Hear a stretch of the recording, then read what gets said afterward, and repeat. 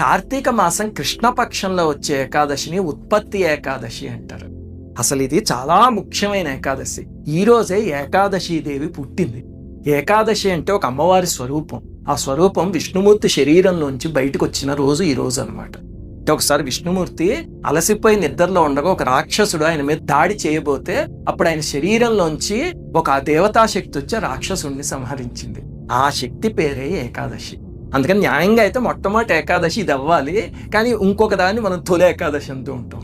ఈ రోజు కానీ ఏకాదశిని పాటించగలిగితే అజ్ఞాన నివృత్తి కలిగి, సంపత్ సిద్ధి కలిగి, శత్రునాశనం కలిగి, ఐశ్వర్య ప్రాప్తి కలుగుతుంది అని ఎన్ని ప్రయోజనాలు చెప్పారు. ఎందుకంటే ఇది ఏకాదశి దేవి పుట్టినరోజు కాబట్టి. అసలు కార్తీక మాసం అంతా పగలు ఉపవాసం చేసి రాత్రి భుజిస్తే అంటే దాన్ని నక్తం అంటారు. అలా చేయగలిగితే ఆరోగ్యానికి చాలా మంచిది.